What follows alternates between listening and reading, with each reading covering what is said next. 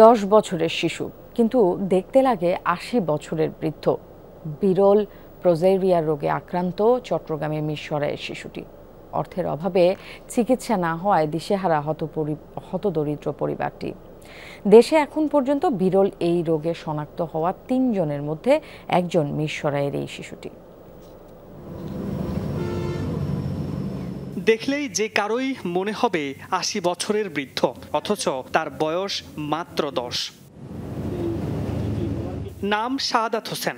চট্টগ্রামের মিরসরাইয়ের ওয়াহিদপুর ইউনিয়নের মাইজগাঁও গ্রামে নাসিমা হানিফ দম্পতির ছোট ছেলে। পরে 2য় শ্রেণীতে। শৈশবে যার খেলাধুলা নিয়ে থাকার কথা, তার গায়ে বৃদ্ধের তকমা লাগায় অনেকটাই গৃহবন্দী। তোমার অসুস্থ বা হাঁটাচলা করতে অসুবিধা হয়? এরকম হাঁটাচলা অসুবিধা হয় না। কেমন লাগে বলো তো? ভালো লাগে। ভালো লাগে। বন্ধুদের সাথে খেলতে পারো? জন্ম 2014 সালে। 5 মাস পর তার মা লক্ষ্য করেন ছেলের অদ্ভুত শারীরিক পরিবর্তন।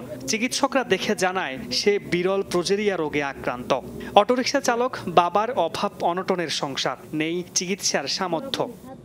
আমার ছেলেটা নাই, ছেলে আমার, এটা 2টা মেয়ের হয় আমার ছেলে। এটা তো যদি কেউ সম্মানী ব্যক্তি যদি থাকে আমার ছেলেটার জন্য, তাই আল্লাহ তারে ভালো করক, আল্লাহ সুষমালাতে রাখক, আমি এটা কামনা করি। টাকা পয়সারও দরকার আয় নাই, রিক্সা চালাই, এর কথা বলতে না, রিক্সা চালায় বা সংসারও তো চলেন না। আমার একটা ছেলে, এটা নিয়ে তো আমার ভবিষ্যৎ। এখন এটাই এরকম হয়ে গেছে, এখন কি করুন।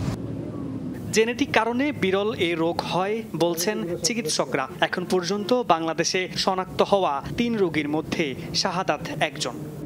এই রোগে সাধারণত 10 থেকে 15 বছর বয়সের মধ্যে সাধারণত এইসব রোগের এই রোগে আক্রান্ত রোগীরা মারা যায় আর কি।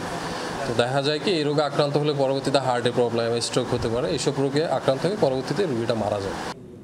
হতদরিদ্র পরিবারের সন্তানটির সুচিকিৎসায় সহায়তার আহ্বান স্থানীয়দের। সবার কাছে অনুরোধ করব যে এই ছেলেটার জন্য কিছু করা যায় কিনা, যেহেতু বাংলাদেশে এই চিকিৎসাটা নাই, এখন ওর ফ্যামিলির জন্য কিছু করা যায় কিনা। খারাপ লাগে নিজের কাছে, অন্য 8-10টা ছেলের মতো না, ও হয়তো ওই বিষয়টা বুঝতে পারে না। মামুন রশিদ, যমুনা নিউজ, চট্টগ্রাম। সিলন ফ্যামিলি ব্লেন্ডের কড়ালিকার আর সতেজ স্বাদের পারফেক্ট ব্লেন্ডে স্বপ্নেরা মিলুক টানা।